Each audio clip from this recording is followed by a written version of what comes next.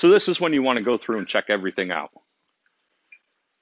Now at this point, this is still draining, and I'm going to move it a little bit out of the way so that I can get to my oil filter, which I already showed you. It's located right here.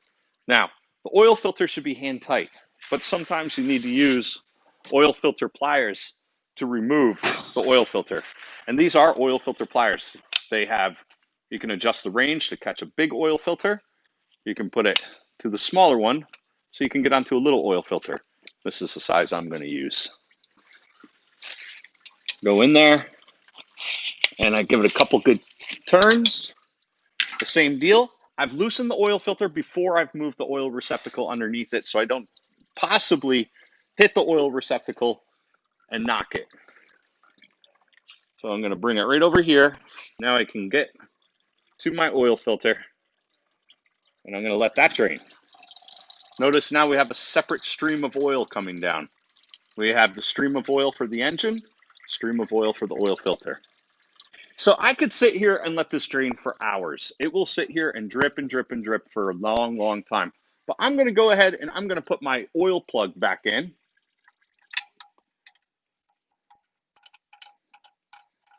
I'm not going to just leave this. You cannot walk away from it. When you start an oil plug with your hands, you finish it off with a ratchet. You never, ever, ever say, well, I'll get back to that later and tighten it up. Nope, that's how we forget. So I'm going to snug it right up. I'm going to grab my paper towel. Any oil residue that I may have gotten on the engine from draining the oil, I want to clean it up right now. Now my oil filter is done draining. You can see there's no more stream of oil coming out of that. So I'm going to go ahead and remove it without dropping it in the oil pan. There we go. That's always the messiest part, the darn oil filter. I'm going to set it right down. Get all the oil out of it as much as possible. I would normally take the oil filter and I would let it just continually drain into the oil pan right there.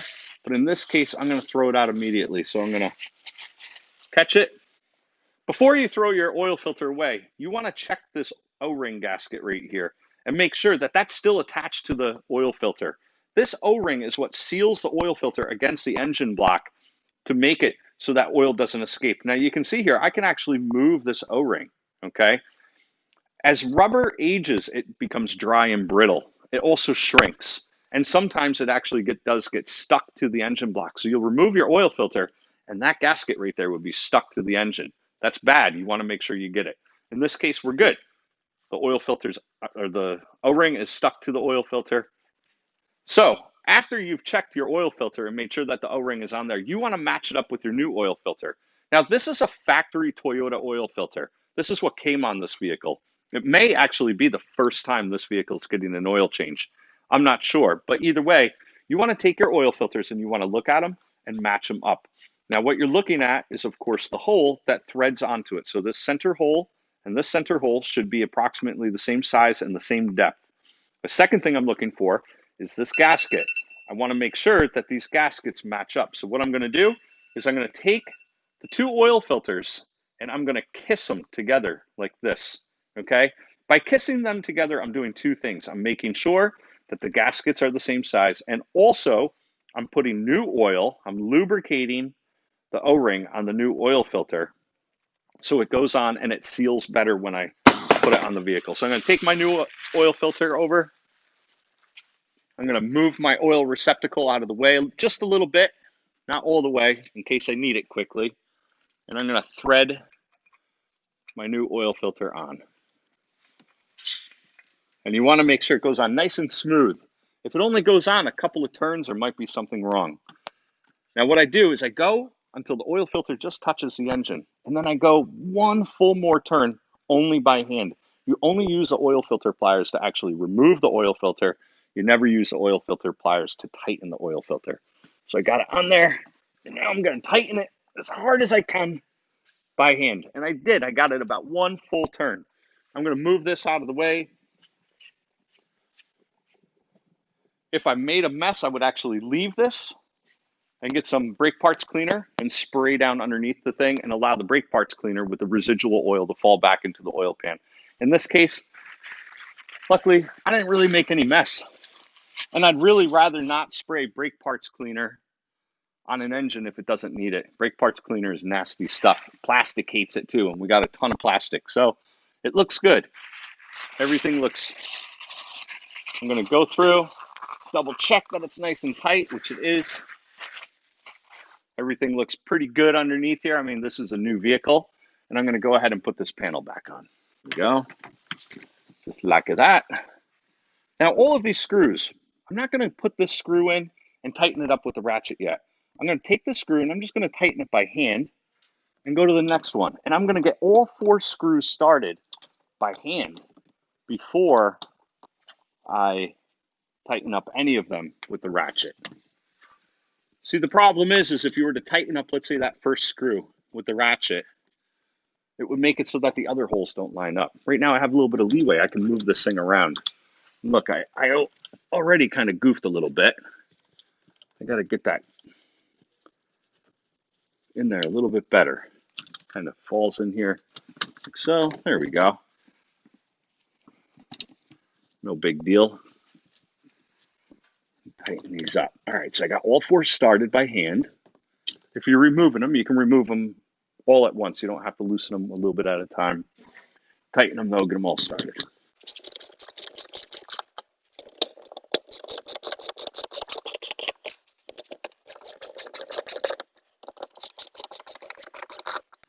Okay, everything underneath the car is finished at this point. We're going to lower this car back down to the ground so we can put oil in it.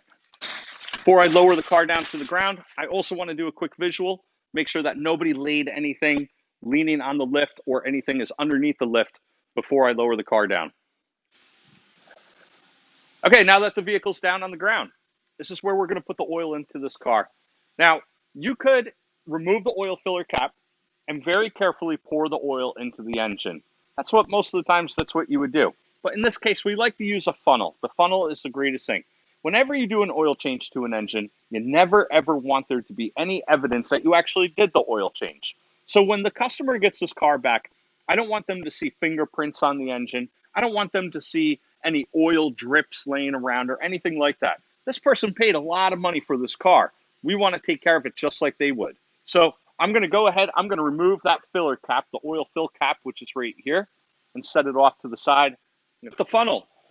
Our funnels aren't just used for adding engine oil. We use funnels in the shop all the time. So when you grab a funnel, you want to look in the funnel and make sure that there's not any, let's say, coolant in here, any residual oil dripping off of your funnel. And in this case, I do. I actually have like a dribble of oil that's running down the side here. I want to clean that off before I stick it into the engine because I don't want that to drip on the motor. I'm going to use just a paper towel and wipe out the funnel. So even the dirt particles that you don't see, but they're stuck to the inside of this funnel, I'm getting most of them out because the inside of an engine hates dirt. Take my funnel, stick it there, and grab my oil. Now, this is a 4-cylinder engine. When we have a 4-cylinder engine, what you do is you always start with 1 less quart of oil than how many cylinders it has. So if this is a 4-cylinder engine, I'm going to put 3 quarts in it. And before I start it or anything, I then will pull out the dipstick and take a look at the dipstick and see if we need to add it before I start it. So I'm going to add 3 quarts right now. I'm holding the container sideways, which allows air to enter the container as the oil is coming out. Once again, so you don't get that glug, glug, glug effect. The glug, glug, glug makes a mess.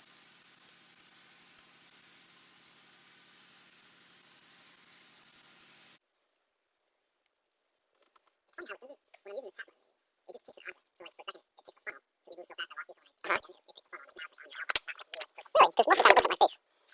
What becomes the subject. So if I go up to your face with it. So now I'm going to remove the dipstick, and this is where I'm going to check my initial oil fill. Now on the dipstick, sorry, could you come over here, brother? On the dipstick, we have 2 dots. We have a dot down here, and we have a dot up here. these two dots indicate how much oil is in the sump of the engine. This dipstick actually does go all the way down to the very bottom of the engine where the oil sits, where I drain the oil out of the engine. And so as this is sitting in the bottom of the engine, it's literally sitting in a puddle of oil. That puddle of oil gets stuck to the dipstick. So when you pull the dipstick out, you can see how much actual oil is in the engine.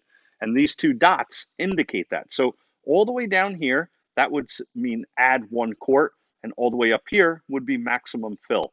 So I wiped off the dipstick. So that I can clearly see those two dots. And I'm going to go ahead and I'm going to stick the dipstick back in. Now, I want to remind you, I only have 3 quarts of oil in this engine right now. I'm going to push it all the way down so it clicks. I'm going to pull the dipstick out. I'm only using the paper towel to hold the dipstick, and I want to hold the dipstick horizontally so the oil sits on the dipstick. Now, I can see here that I am below that bottom dot right there. So I can safely add 1 quart of oil right now. You can see there's a little bit of residual oil on the dipstick, but the actual oil quantity is all the way at the very, very bottom. So I'm going to add another quart, and we'll check it again. Now, where can I find out the information of how much oil to add to this?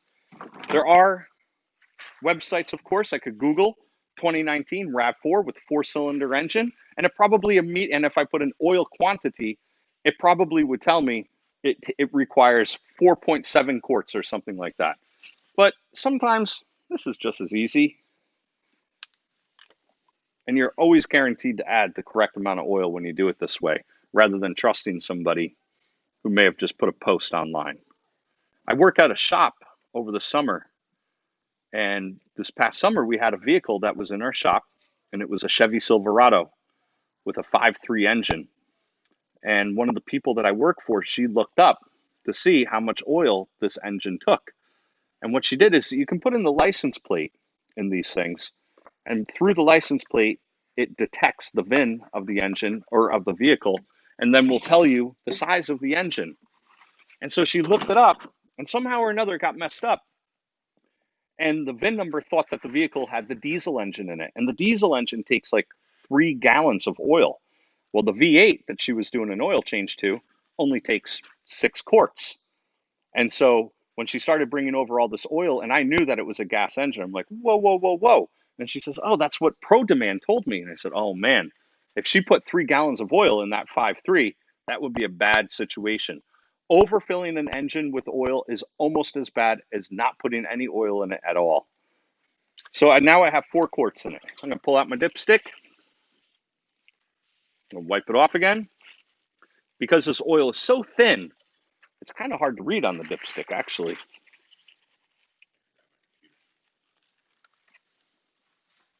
There we go. Now I'm seeing something. Okay, cool. Now I'm reading that it's almost to the fill mark, which means that I can go ahead and I can start this engine. Now, by starting the engine, what I'm doing is I'm circulating the new oil through the engine. So I'm going to pull my funnel out. Notice I'm holding the funnel with the paper towel, so I'm not dripping oil anywhere onto the engine. And I'm going to go ahead and put my oil cap on. I'm going to go ahead and I'm going to start this car up.